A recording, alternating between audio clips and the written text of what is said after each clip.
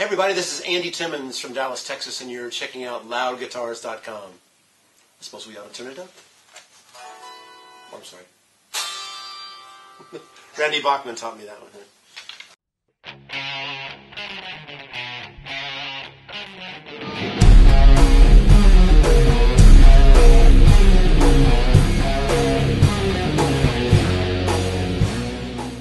Okay, hi, this is Chris and Ron from loudguitars.com. Hello, Chris and Ron. We're sitting here with Andy Timmons. You had to come all the way to, where are we? We're in... You're in Zoetermeer. Zoetermeer. With a great club, the Borderline. This is our third time here. Yeah. So thanks for coming all this way to conduct the Canadian interview. Yeah, well, thank you. Thank you for having this opportunity. No problem, man. What's your opinion on this location and this venue? I love the venue. Several things about it. I mean, the moment you walk in the door, there's a large crew here helping and doing it. They've got a great stage crew, great sound crew, and they have great meals here.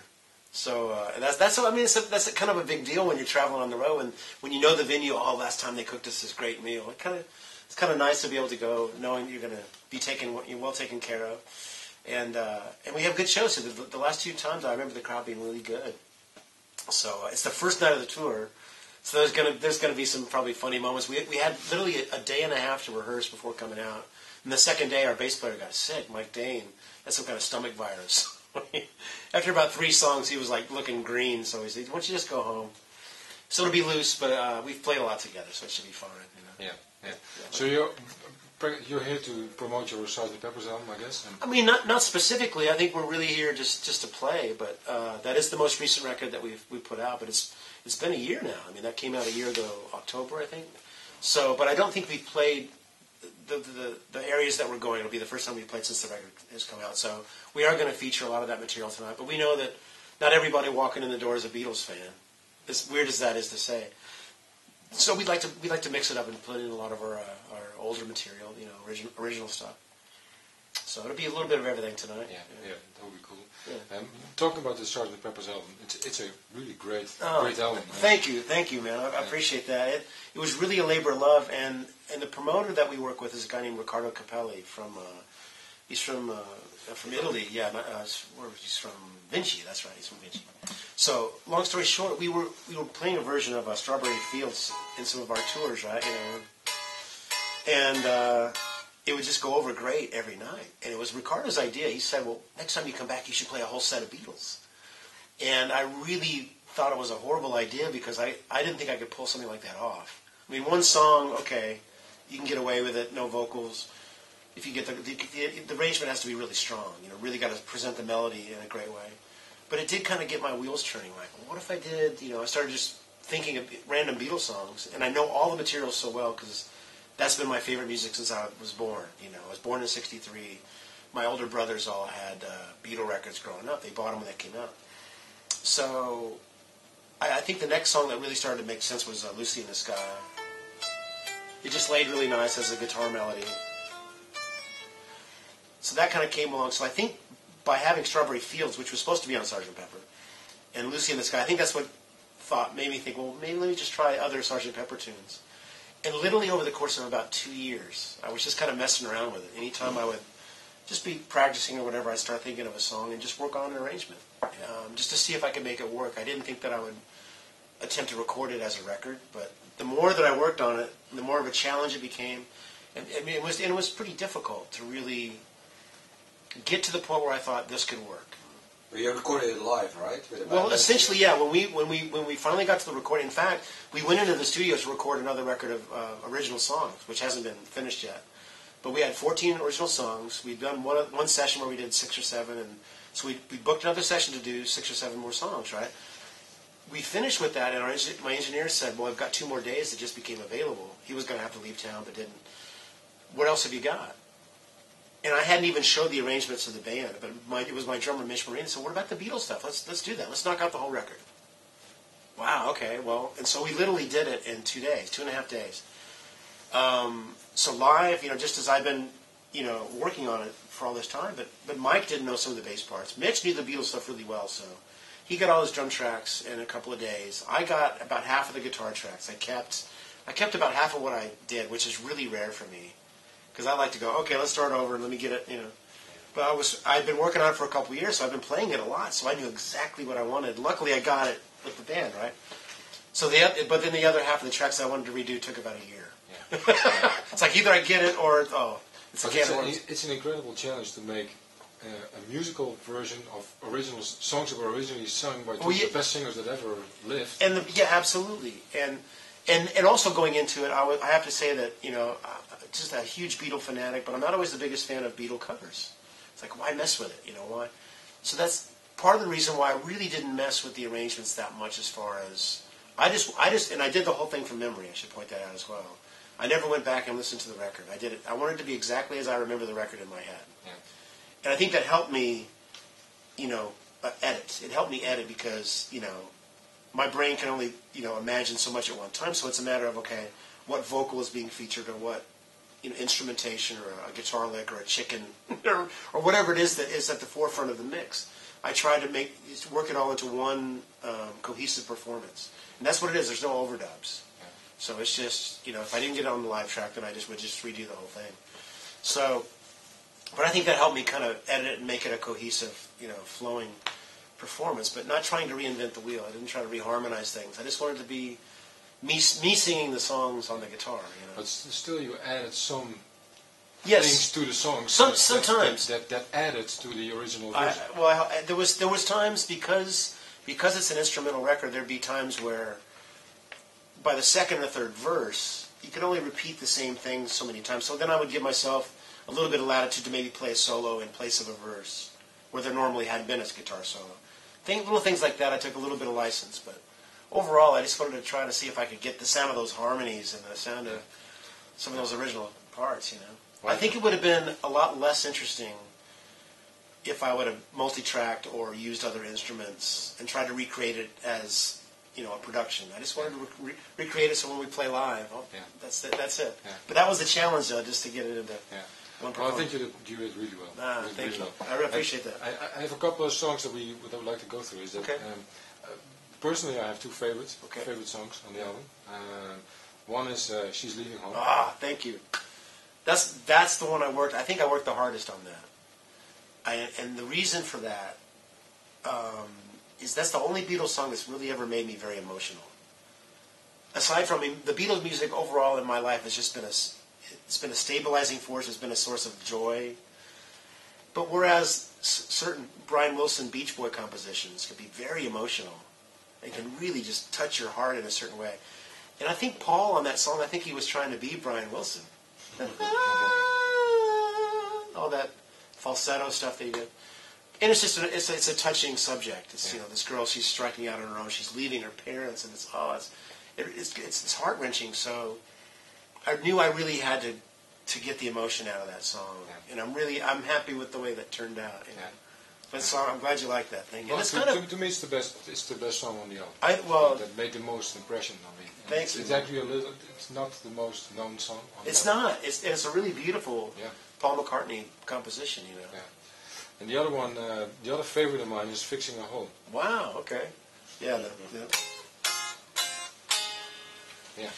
Some great guitar stuff on there. But that's where I think you added some slightly different chords. I had to. That was an interesting tune because sometimes the bass, would carry on a static lick. Sometimes I had to have Mike change because I didn't I didn't reference the record. Sometimes my memory wasn't accurate, so he couldn't play Paul's original part, or because of the way it was overdubbed, he'd have to alter it to fit what I did.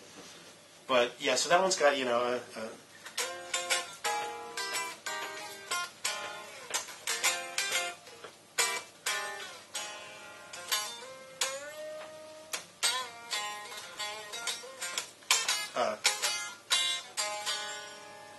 Anyway. Yeah, well, so we'll play some of that tonight. Yeah, good. Yeah, looking forward. It's great. It's a great song. And what we just heard in Soundcheck, the Good Morning Oh, song, yeah. All the animal sounds. How did you get them out of your... Okay, so the first one is the chicken. And then it's, what's next? The birds was the hardest. I just kind of made some random higher pitched noises. That's the one I think I failed on. But then the next one is the giraffe, rhino, and the horse. It's kind of hard to hear without that. Yeah. And then the dog, right?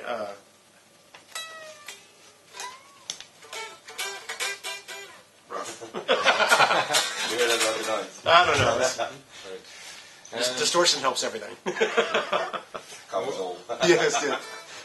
About the song A Day in the Life, but that one was covered by Jeff Beck. Yes. Did you have that in mind as well?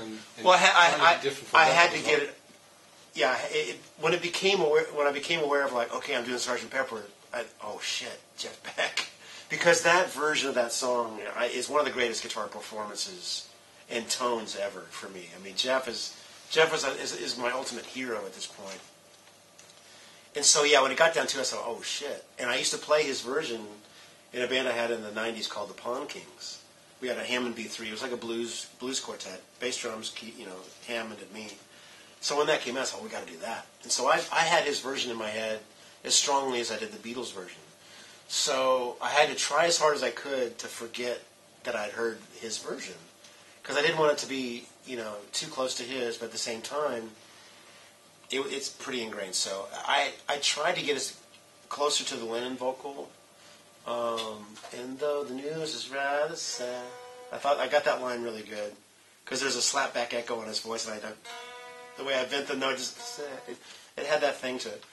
But that was the one that I was most concerned with because of that, And I was the most insecure about it because Jeff had done it, and he'd done it perfectly with George Martin, But what made it a little different, I think, is that I didn't have the benefit of the orchestration.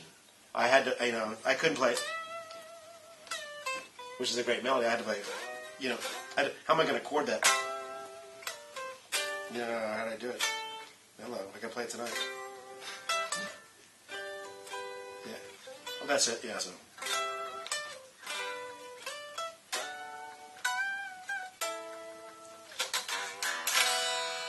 So, I should also point out that one of the hardest things about the record was tuning.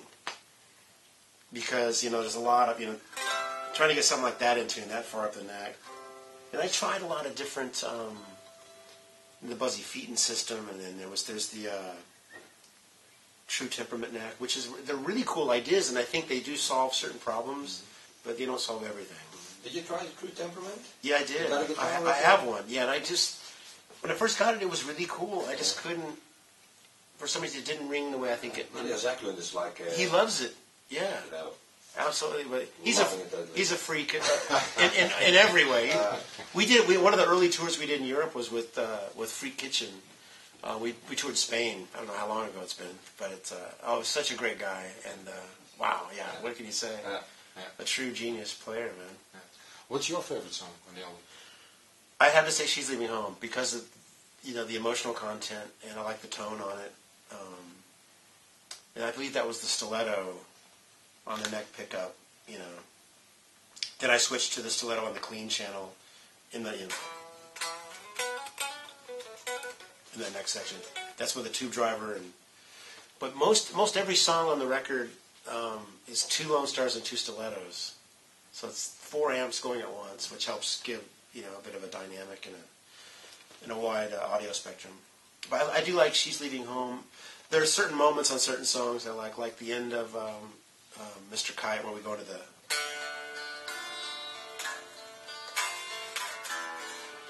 Originally, I was just going to maybe play a very brief solo and then just cue the ending.